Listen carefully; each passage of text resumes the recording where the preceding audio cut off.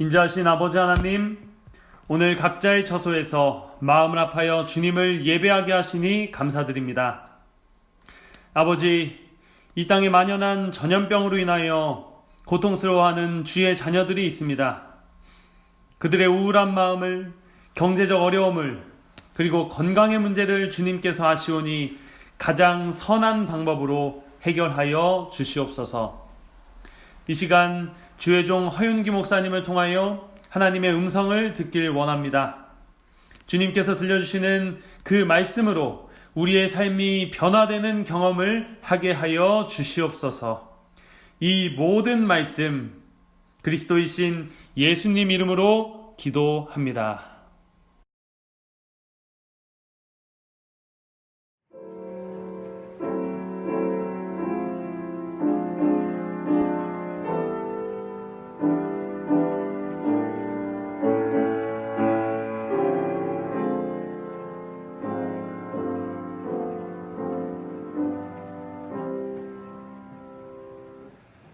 조용하리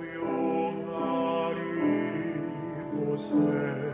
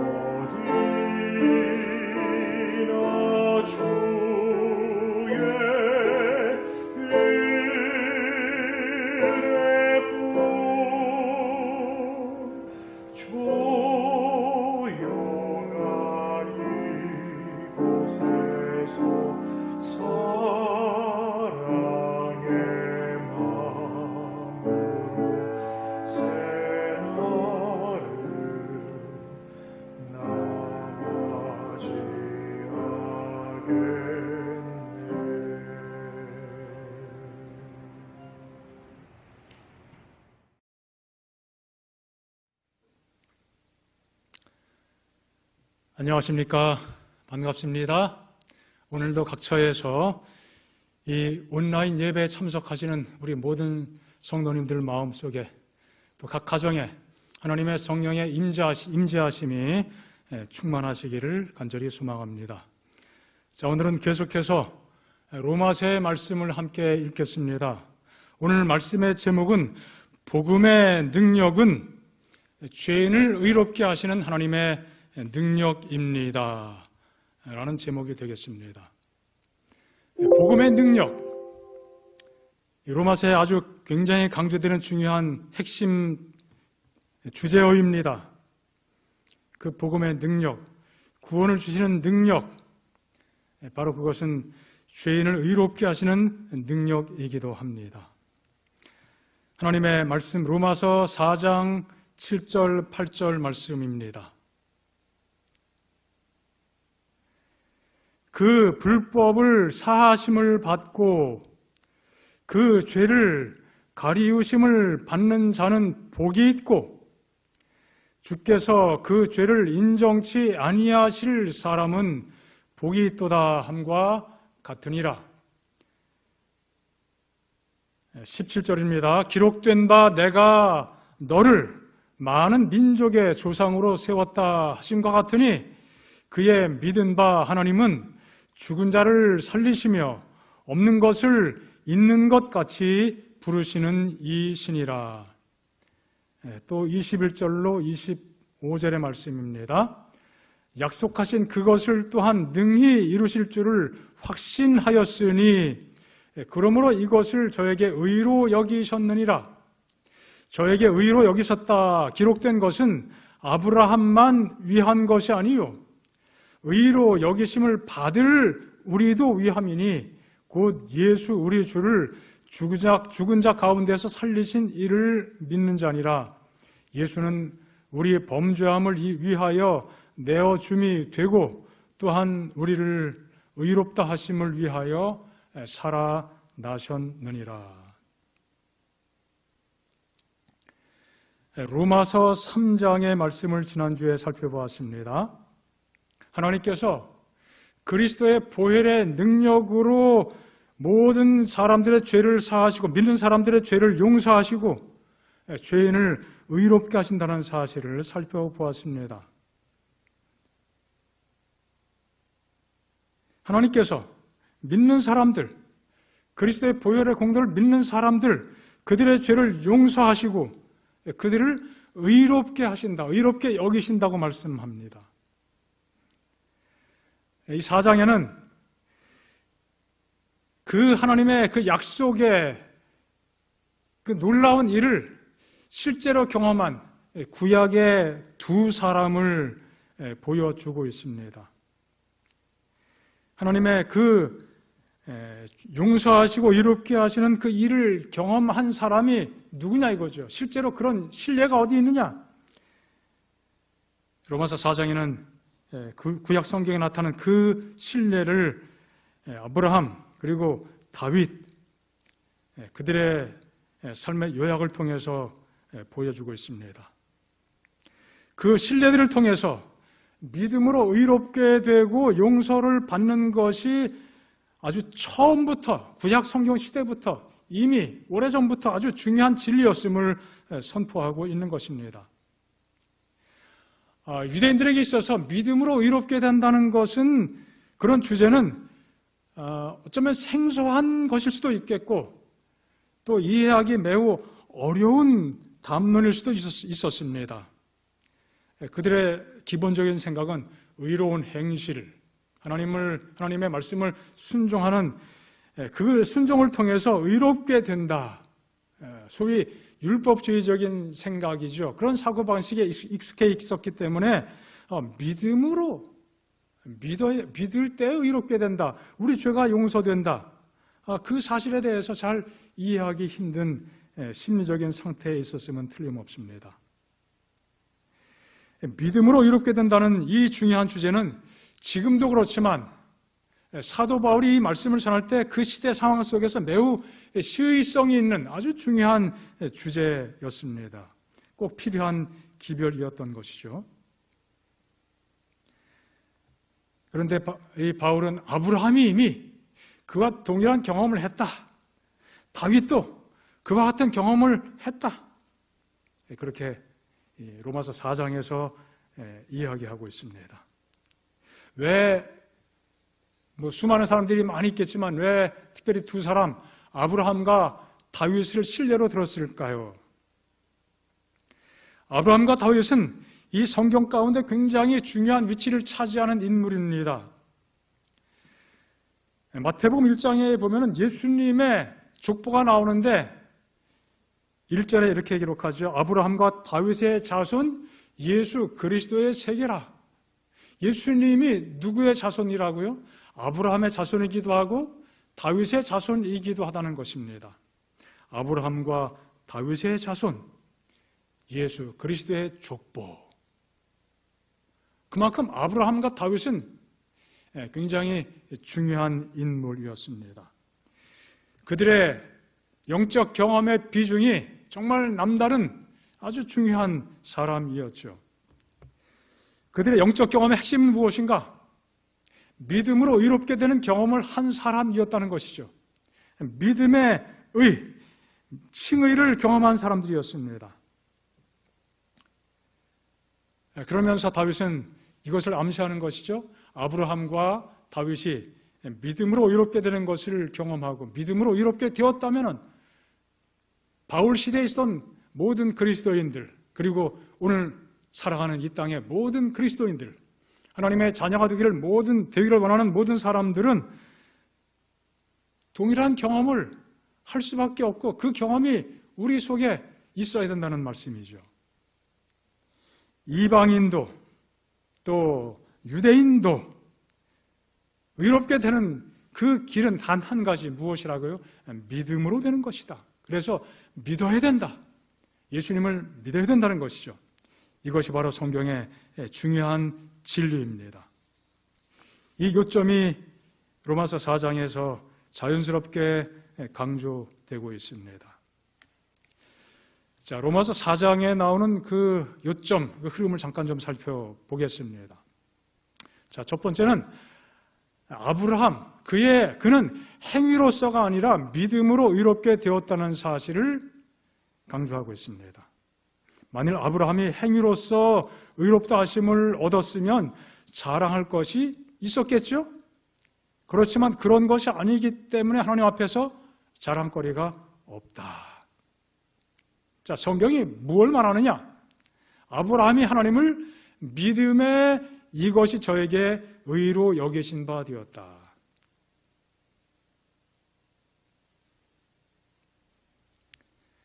바로 창세기 15장에 나오는 말씀을 인용한 것입니다. 아주 중요한 요점입니다. 자, 그 아브라함의 경험을 누구도 경험했어요? 다윗도 경험했습니다. 시편 32편의 말씀을 인용해서 로마서 4장 6절을 기록합니다. 일한 것이 없이 하나님께 의로 여기심을 받는 사람의 행복에 대하여 다윗의 말한 바, 일한 것도 없지만 품삯을 많이 받은 것이죠. 하나님께 의를 행한 일이 없었지만 오히려 범죄의 그 깊은 구렁텅이에 빠졌지만 하나님께 기도할 때 하나님께서 그를 용서하셨습니다. 하나님께 의로 여겨진 바 되었습니다. 그것은 정말 행복한 것입니다. 그 행복에 대해서 다윗이 고백하기를 그 불법을 사하심을 받고 그 죄를 가리우심을 받는 자는 복이 있고 주께서 그 죄를 인정치 아니하실 사람은 복이 있도다 함과 같으니라.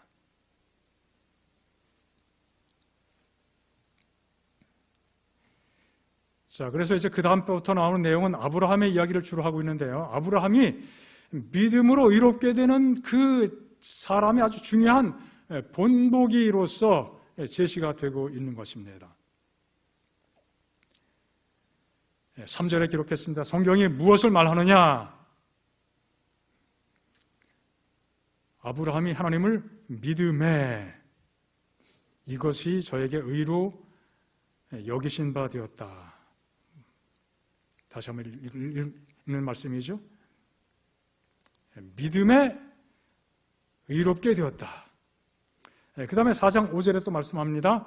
이를 아니하실지라도 경건치 아니한 자를 의롭다 하시는 이를 믿는 자에게는 그의 믿음을 의로 여기시나니.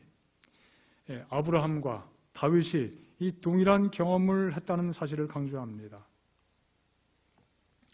10절에 이렇게 또 설명합니다. 아브라함이 할례를 받아서 의롭게 된 것이 아니라 할례 받기 전에 이미 의롭게 되었다 이것이죠.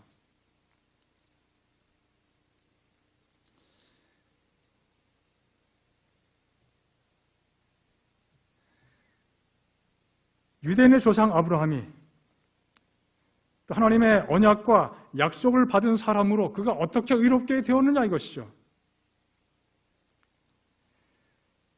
유대인들이 생각하고 있었던 것처럼 행함으로 순종함으로 의롭게 되었느냐, 열심히 순종을 잘해서 그 업적을 다 쌓았기 때문에 그런 결과로 의롭게 되었느냐, 그것이 아니라는 것이죠. 믿음으로 의롭게 되었다 이것입니다. 자, 할례라고 하는 것은 행위에 대한 상징적인 언어죠. 할례를 받아서 의롭게 된 것이 아니라 할례 받기 전에 이미 믿은 자의 조상이 되었다, 의롭게 되었다. 할례는 인간적 행위에 대한 어떤 상징적인 의미를 가진 용어입니다. 자, 할례 때문에 의롭게 된 것이 아니다. 다시 말해서 율법의 행위로 의롭게 된 것이 아니라 믿음으로 의롭게 되었다 이것입니다. 할례 받기 전에 이미 모든 믿는 자의 조상이 되었습니다. 이 이야기는 창세기 15장에 기록되어 있습니다. 시간상 그 내용을 읽지는 않겠습니다. 하나님의 약속이 아브라함에게 몇 번 나타났었죠. 하나님이 친히 나타나서 말씀하셨습니다. 그 약속의 핵심 중에는 아들에 대한 핵심이고, 그 아들에 대한 약속은 메시아에 관한 약속과 직접 연결이 된 약속이지요. 나이 들었지만 하나님께서 그에게 내 몸에서 날 씨, 그런 후손이 태어나게 될 것이다. 하나님이 그때 말씀하시기를 아브라함이 하나님께서 주신 그 약속을 믿었기 때문에 믿어서 의롭게 되었다, 그렇게 강조합니다. 자, 그런데 할례 받은 것은 17장에 나오는 사건입니다. 아브라함이 이미 하나님께로부터 의로운 사람이라고 판정을 받았는데 할례 받은 것은 17장에 나오고 있습니다. 15장과 17장은 적어도 한 15년 정도의 시간차가 있습니다. 유대인들은 할례 받음으로 행위로서 의롭게 되었다고 생각했지만 훨씬 더 그 이전에 15년 전 그 이전에 아브라함은 하나님께서 의로운 사람으로 여겨주셨다는 사실을 강조하고 있는 것입니다. 사실은 하나님께서 아브라함을 부르신 것은 훨씬 그 이전이죠. 75세 때 부르셨습니다. 그저 99세, 100세 그때 하나님께서 또 나타나셔서 믿으니 의롭다, 그렇게 선언하셨습니다. 그러고 보니까 이 성경에 시간적으로 볼 때도 순서적으로 볼 때도 할례를 받기 훨씬 전에 의로워졌고 의롭다고 여기심 받았고 하나님의 부르심은 그보다 훨씬 더 먼저 있었음을 보게 됩니다. 결론은 여기 말씀한 것처럼 할례 받기 전에 이미 모든 자의 조상, 믿음의 조상이 된 것이죠. 할례 받기 전에 의롭게 된 것이 왜 중요한 의미를 가지고 있느냐? 이방인들도 할례 받지 않고 무할례라고 표현되어 있죠, 성경에. 무할례 시에 믿음으로 의롭게 될 수 있다, 믿음으로 의롭게 된다 이것입니다.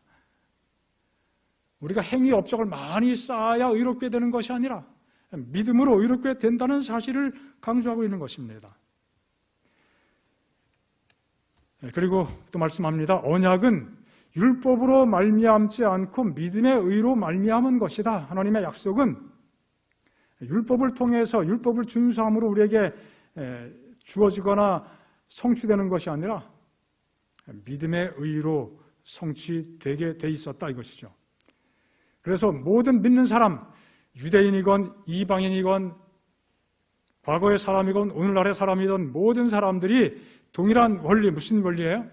행위의 원리가 아니라 믿음의 원리로 메시아 언약에 참여하게 된다는 것입니다. 그 언약에 참여하는 것은 율법 때문에 참여할 수 있는 것이 아니라, 참여할 수 있게 되는 것이 아니라 은혜로 언약에 참여하고 그 언약이 이루어지는 것입니다. 믿음은 구체적으로 어떤 믿음인가? 바로 이삭을 통해서 하나님의 약속이 이루어질 것을 믿은 그 믿음입니다. 약속의 자손, 후손, 모든 사람에게 복을 주고자 하신 하나님의 그 약속, 이삭을 통해서 또 주어질 그 후손은 누구입니까? 바로 메시아죠. 예수님, 그리스도입니다. 그 언약의 핵심이 바로 메시아입니다. 아브라함이나 그 후손에게 세상의 상속자가 되겠다, 그렇게 하신 약속은 천하 만민에게 복을 얻게 하시고 복을 주시는 메시아를 통해서 약속이 이루어지는 것입니다. 그리고 아브라함의 믿음에 대해서 이렇게 말씀하고 있습니다. 이루어질 가능성이 없어 보이는 상황에서도 그 약속을 믿었다는 것이죠. 99세 그리고 100세 아들 낳았습니다. 사라는 90세. 그 나이에 아들을 낳는다는 것을 믿을 사람이 없죠. 그러나 정말 가능성이 없었지만 그래도 하나님의 말씀이기 때문에 그것을 믿었다는 것입니다. 기록된 바 내가 너를 많은 민족의 조상으로 세웠다 하심과 같으니 그의 믿은 바 하나님은 죽은 자를 살리시며 없는 것을 있는 것 같이 부르시는 이시니라. 죽은 자도 살리시고 부활하실 능력도 가지시고 또 없는 것도 있는 것 같이 부르시는 분, 무에서 유를 창조하시는 분, 아무것도 없는 것에서 새로운 생명을 창조하시는 분, 약속을 이루시는 분으로 확신하고 받아들였다는 것이죠. 아브라함이 바랄 수 없는 중에 바라고 믿었으니 이는 내 후손이 이같으리라 하신 말씀대로 많은 민족의 조상이 되게 하려 하심을 인함이라. 그가 100세나 되어 자기 몸에 죽은 것 같음과 사라의 태에 죽은 것 같음을 알고도 믿음이 어떻게 해요? 약하여지지 아니하고.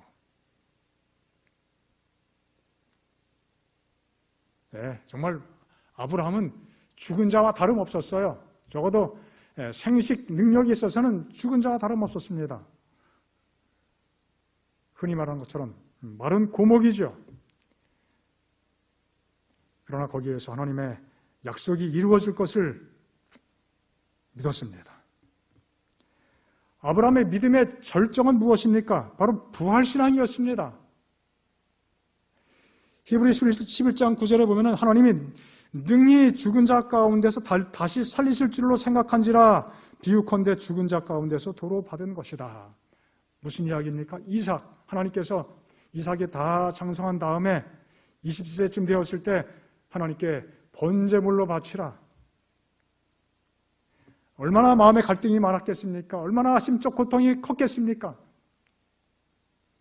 하지만 믿음으로 하나님 말씀에 순종합니다. 아브라함의 순종의 그 속에, 그 한가운데에는 어떤 믿음이 있었어요? 하나님의 약속은 반드시 이루어지는 것이다. 하나님이 혹시 이삭을 취하실지라도 다시 살려내시고 부활시켜서라도 하나님의 하시고자 하시는 그 일을 반드시 이룰 것이 아니냐. 약속을 믿고 이삭의 목숨을 끊어도 하나님이 다시 살려서 하나님의 계획을 이루실 것이다. 그 마음속에 그런 믿음을 가지고 그렇게 순종했다는 것입니다. 아브라함의 믿음은 부활신앙이었습니다. 그래서 그리스도인들도 그리스도의 죽음과 부활을 통해서 부활에 참여하게 되고 그 사실을 온전히 믿게 될 때 의롭게 된다는 그 사실을 로마서 4장이 강조하고 있습니다. 정말 놀라운 진리입니다.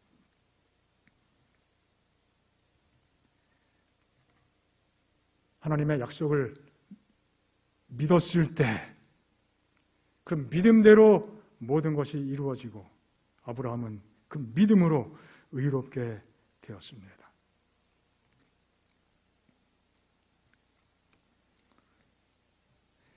자, 우리도 하나님의 하신 모든 일들을 온전히 믿을 때에 우리의 죄가 어떻게 해요? 용서되고 하나님께서는 우리를 의로운 사람으로 간주해 주신다는 약속인 것입니다.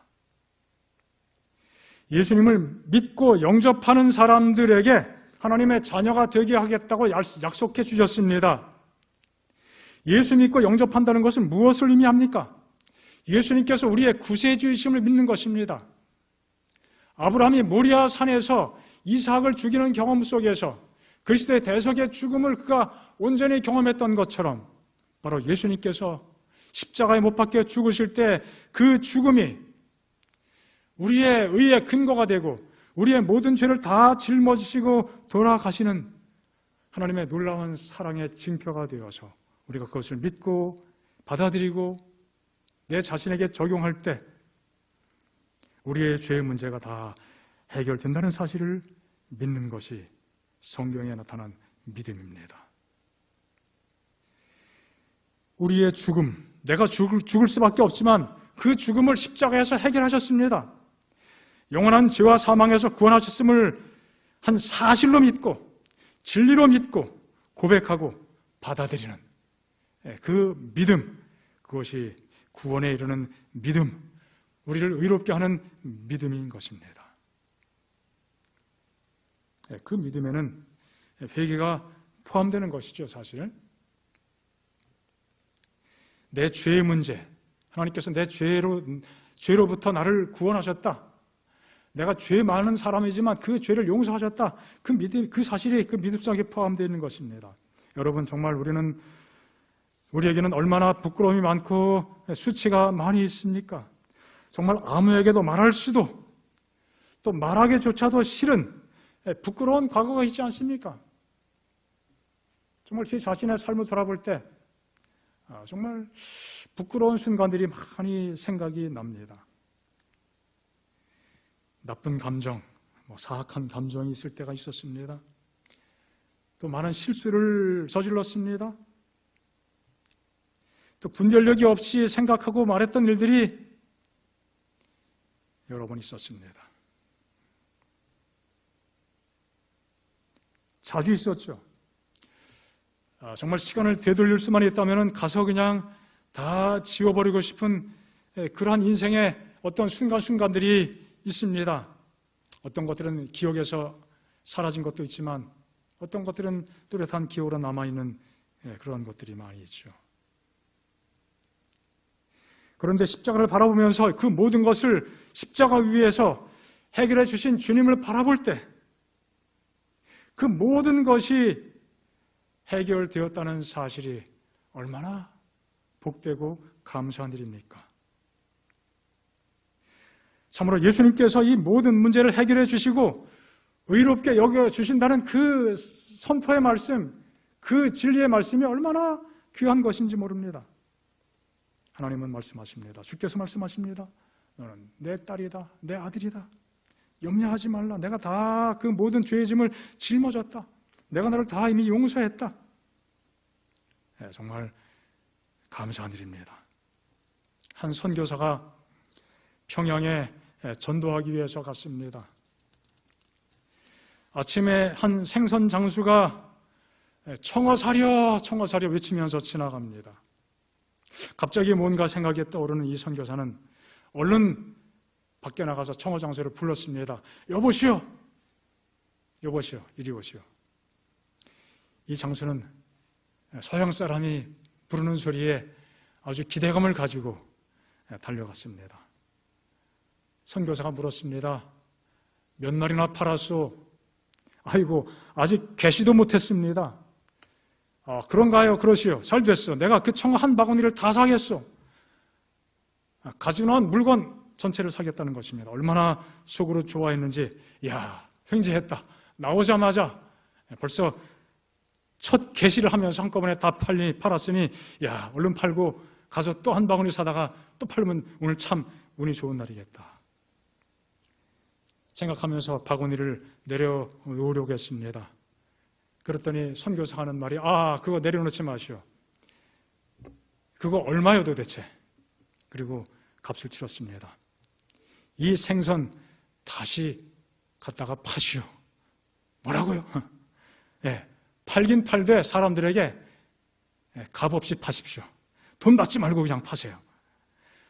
이 장수가 이거 뭐 문제 있겠냐? 돈 받고 팔아도 아침 한나절 조금만 돌면은 몇 집 돌면은 다 팔게 될 텐데, 야, 이거 뭐 돈도 안 받고 파니까 얼마나 더 빨리 팔겠느냐? 문제 없다. 그리고 청어를 지게 짊어지고 이제 팔러 갔습니다. 다시 외칩니다. 청어 사려, 청어 사려. 안악들이 이 골목 저 골목에서 나왔습니다. 생선을 걸어들이면 이거 얼마요? 뭐라고 그랬어요? 오늘은 돈 받지 않고 팝니다. 오늘은 돈 안 받고 팝니다. 그냥 공짜입니다. 공짜로 팝니다. 사람들이 어떻게 반응했을까요? 이 사람, 이 양반 돌았어? 아침부터 왜 이래? 장사하러 와놓고서 돈 안 받겠다니 이게 무슨 말이에요? 예, 오늘 아침에는 돈을 받지 않고 그냥 팝니다. 거저줍니다. 가져가세요. 안악들이 청어를 다시 한번 유심히 살펴더니 청어를 고를 때 어쩐지 이상하더라니. 이 눈을 보니까 색깔이 누런 게 이상한 거 아니에요, 이거? 에이, 이거 안 되겠구만. 그리고 결국 아무도 사가지 않았다는 이야기가 있습니다. 여러분, 공짜로 주는 거 받는 것 결코 쉬운 것도 아닙니다. 행한 공로 없이 믿음으로 의인이 된다고 하면은 사람들이 잘 믿지 못합니다. 그래서 뭔가 의를 행하고 뭐 다른 종교 얘기하면 정말 100번, 1000번씩 절을 해야 또 화목 제물을 갖다 무심히 갖다 바쳐야 그래야 어떤 종교적 경험이 이르게 되고 자신이 의로워지게 되고 신이 자기를 용납하시게 되고 바로 그렇게 되는 것이죠. 믿음으로 구원받고 믿음으로 의로워지고 믿기만 하면 된다. 믿으면 구원받는다. 사람들이 그렇게 잘 믿으려고 하지 않는 것입니다. 하나님께서 우리에게 믿음 주신 것 감사하고 찬양할 일입니다. 할렐루야. 우리가 믿지 않습니까? 하나님이 하신 모든 일을 온전히 믿지 않습니까? 성경에 기록하신 그 모든 하나님의 구원에 관계된 그 중요한 일들을 우리가 의심 없이 마음으로 믿지 않습니까? 하나님께 정말 감사합니다. 우리는 경건치 못한 사람들입니다. 정말 죄투성이죠. 죄의 덩어리일 뿐입니다. 우리는 성경을 읽으면서도 죄를 짓습니다. 설교를 들으면서도 죄를 짓습니다. 아니, 설교를 하면서도 죄를 짓게 되는 것입니다. 기도하면서도 죄를 짓지요. 또 봉사에 좋은 일을 하면서도 죄 짓는 경험 하지 않습니까? 그럴지라도 하나님은 그리스도 예수를 통해서 이 모든 죄를 어떻게 하셨다고요? 용서하셨습니다. 과거에 지은 죄만 용서하셨습니까? 현재 짓는 죄, 짓고 있는 죄 용서 이미 하셨습니다. 앞으로 미래 짓게 될 죄는 어떨까요? 역시 그것도 하나님의 그 큰 사랑의 품속에서 다 이미 용서가 된 것입니다. 그것뿐 아니죠. 그리스도의 의를, 오늘 성경의 말씀의 중요한 사상입니다. 예수님이 가지신 그 흠없는 고결한 의를 우리에게 선물로 안겨주신 것입니다. 루터는 이 하나님의 의, 예수님의 의를 생각하고 하나님의 의라는 그 주제를 또 깊이 묵상하고 연구하게 될 때에 굉장히 두려움을 느꼈다고 그랬어요. 하나님의 의, 얼마나 흠없고 고결한 거룩한 모습이냐. 과연 이 죄인이 어떻게 그 의로우신 하나님 앞에 설 수 있단 말이냐 이것이죠. 하나님은 의를 요구하시는데 하나님이 요구하시는 그 의를 과연 누가 감히 충족시킬 수 있겠냐 이것입니다. 의는 하나의 원칙이고 율법과 같은 것으로 이해가 된 것이죠. 물론 틀림없이 그렇습니다. 의는 조그마한 흠도 없는 것이 의이죠. 그런데 루터가 마침내 깨닫게 된 것은 하나님의 의는 인간에게 요구하시는 의가 아니란 사실이었습니다. 하나님께서 인간에게 너 이만큼 해야 된다, 이거 이만큼 해야 된다, 그런 의가 아니고 복음을 믿는 사람들에게 제공해 주시는 하나님의 의라고 하는 사실을 깨닫게 될 때 정말 깊이 감사하고 무릎을 치게 된 것이죠. 그렇구나. 하나님은 하나님의 의를, 예수님의 그 보혈을 믿는 사람, 십자가의 권한을 믿는 사람, 자신에게 받아들이고 적용하는 사람, 그 사람들에게 하나님의 그 놀랍고 영광스러운 의를 선물로 나누어 주시는구나. 그 사실을 깨닫게 된 것입니다. 내 은행 계좌에 잔고가 전혀 없어요. 오히려 이 마이너스가 바닥을 칩니다. 그런데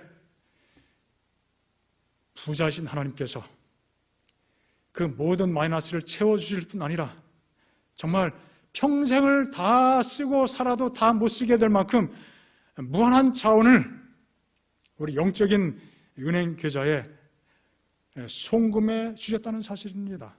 얼마나 감사한 일입니까? 믿는 자에게 그리스도의 의를 선물로 나누어 주셨습니다. 그리고 믿는 자를 의롭다고 선포해 주십니다. 일을 하지 않을지라도 경건치 않은 자를 의롭다고 여기시는 그 하나님을 믿을 때 하나님이 그 믿는 사람을 어떻게 해요? 의롭게 여겨 주시겠다고 말씀하셨습니다. 하나님의 약속입니다. 믿지 못할 이유가 없습니다. 다윗이 허물의 사하심을 믿었던 것처럼 또 아브라함이 약속을 믿고 부활을 믿고 그 모든 과정을 통해서 그리스도를 경험했던 것처럼 우리가 그리스도를 믿고 영접하면 우리를 의로운 사람으로 여겨 주시는 것입니다. 약속의 말씀 읽겠습니다. 하나님이 죄를 알지도 못하신 자로 우리를 대신하여 죄를 삼으신 것은 죄 자체가 되게 하셨다는 것이죠. 그 죄 자체가 되셔서 그 죄의 저주, 최종적인 멸망, 죽음의 두 종류로 구별해서 설명하면 바로 둘째 사망이죠. 둘째 사망의 깊은 골짜기를 내려가는 경험을 하셨습니다. 그렇게 하신 것은 우리로 하여금 저희 안에서 하나님의 의가 되게 하려 하심이라.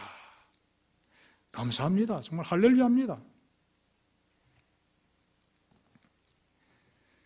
로마서 4장 25절입니다.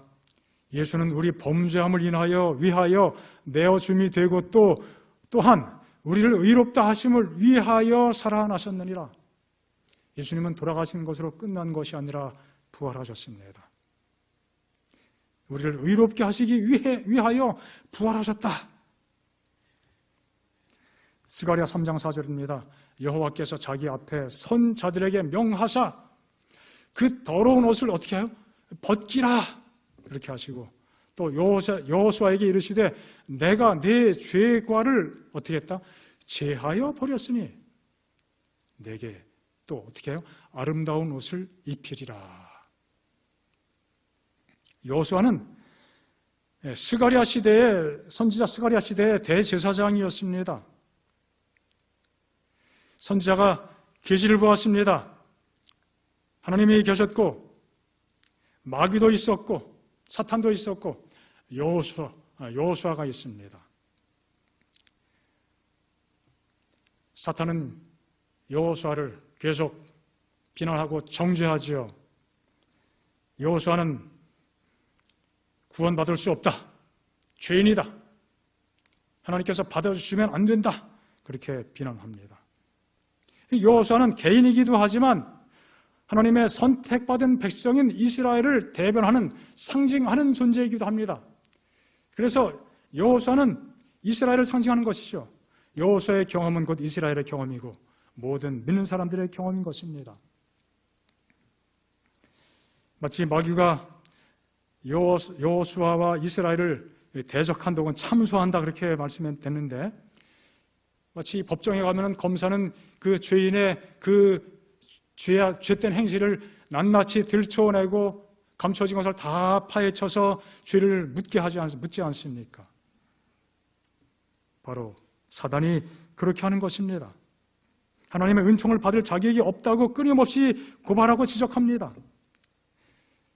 우리를 향해서도 마찬가지죠. 그런데 여호와는 사탄을 책망합니다. 그리고 말씀하시기를 이는 불에서 꺼낸 그슬린 나무가 아니냐. 정말 이 설명은 바빌론의 포로가 되었다가 간신히 하나님의 은혜 가운데 구원받아 해방을 받게 되고 해방을 얻게 되고 다시 자기 본토에 돌아와서 힘겹게 살아가는 이스라엘 민족을 연상시키는 그러한 표현이죠. 불에서 꺼낸 타담한 그슬린 나무, 바로 그 민족이 그와 같습니다. 우리 영적인 상태가 그와 같다는 것입니다. 모든 죄인들의 불쌍한 모습을 비유하는 설명인 것입니다. 정말 더 감격적인 것은 스가랴가 본 환상의 절정은 무엇입니까? 하나님께서 여호수아가 입고 있던 더러운 옷을 벗기게 하시고 벗겨주시고, 어떤 옷이요? 아름다운 옷을 입혀주신 것입니다. 죄를 사하시고 그리스도의 의를 입히셔서 죄인을 의롭게 하시는 하나님의 놀라운 계시를 본 것입니다. 이 놀라우신 일을 이루신 하나님께 우리 마음 다해 소리 높여 감사와 찬양을 돌리지 않겠습니까? 오늘 이 말씀을 기억하면서 하나님께서 우리에게 베푸신, 우리를 위해서 이루어 주신, 우리의 죄를 다 용서하시고 우리를 의롭게 해주신 하나님의 놀라우신 은혜를 묵상하고 또 찬미하는 삶을 살게 되시기 바랍니다. 오늘 다시 한번 하나님의 이 귀한 은혜의 말씀을, 은혜의 그 성취를 또 마음속에 묵상하시면서 함께 찬양하겠습니다. 335장 마음에 가득한 의심을 버리고 우리가 정말 하나님께서 주신 이 놀라우신 은혜를 믿고 있다는 것, 의심 버리고 믿는다는 것, 얼마나 소중한 영적인 경험인지 우리 마음을 다해 하나님께 찬양하겠습니다.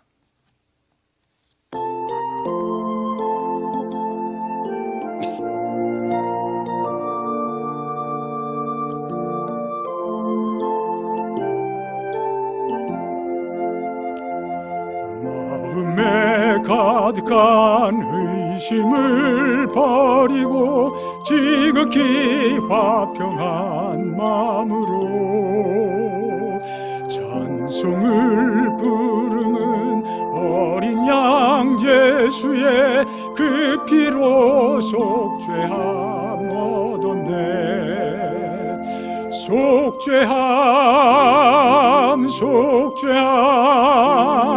주 예수 내 죄를 속했네.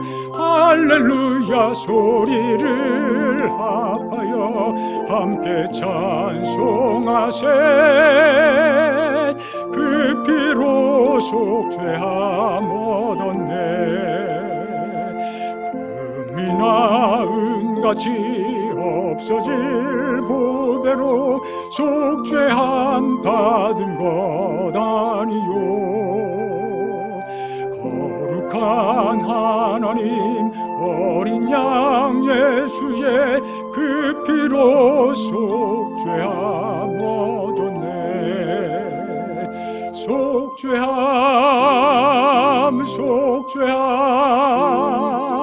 주 예수 내 죄를 속했네. 할렐루야 할렐루야 소리를 합하여 함께 찬송하세. 그 피로 속죄함 얻었네. 나 같은 죄인이 용서를 받아서 주 앞에 새 사람 된 것은 하나님 독생자 어린 양 예수의 그 피로 속죄함 얻었네. 속죄함 속죄함 주 예수. 할렐루야 소리를 합하여 함께 찬송하세. 그 피로 속죄함 얻었네. 거룩한 천국에 올라간 후에도 찬송할 구주의 은혜는 영원히 부를 것. 어린 양 예수의 그 피로 속죄함 얻었네. 속죄함 속죄함 주 예수 내 죄를 속했네. 할렐루야 소리를 합하여 함께 찬송하세. 그 피로 속죄함 얻었네.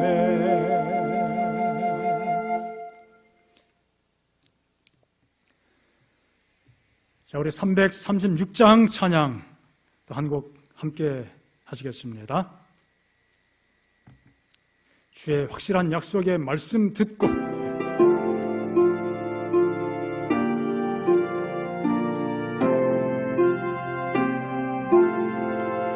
주의 확실한 약속의 말씀 듣고 주만 믿으면 구원을 얻으리라. 할렐루야 할렐루야 내가 예수를 믿어 그의 흘리신 피로 내 죄 씻었네. 할렐루야 할렐루야 내가 예수를 믿어 그의 흘리신 피로 내 죄 씻었네. 나의 갈 길이 사납고 위험하나 항상 예수의 도우심 믿고 가네. 할렐루야 할렐루야 내가 예수를 믿어 그의 흘리신 피로 내 죄 씻었네. 할렐루야 할렐루야 내가 예수를 믿어 그의 흘리신 피로 내 죄 씻었네. 주의 보좌에 천사들 둘러서서 우리 구주를 높이어 찬양하네. 할렐루야 할렐루야 내가 예수를 믿어 그의 흘리신 피로 내 죄 씻었네. 할렐루야 할렐루야 내가 예수를 믿어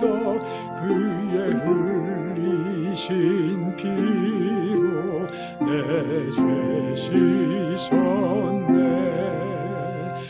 우리 모두 다 그곳에 이르러서 함께 즐거운 찬송을 부르리라. 할렐루야 할렐루야 내가 예수를 믿어 그의 흘리신 피로 내 죄 씻었네. 할렐루야 할렐루야 내가 예수를 믿어 그의 흘리신 피로 내 죄 씻었네.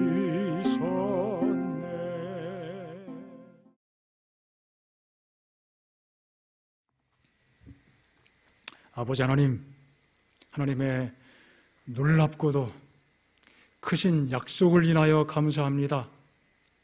우리를 의롭게 하시는 복음의 기별을 주셔서 감사합니다. 그 은혜 가운데 기쁨으로 살며 하나님을 온전히 의지하며 살며 하나님을 온전히 영광스럽게 하는 삶을 살 수 있도록 도와주시옵소서. 하나님의 귀하신 은혜가 이 땅의 재난 속에 사는 수많은 불쌍한 영혼들을 지켜주시고 도와주시고 함께 해주시옵소서. 우리 진리의 백성들, 우리 무엇보다 청학 성도들 언제나 안전하도록 보살펴 주시옵소서. 예수님 이름으로 기도합니다. 아멘.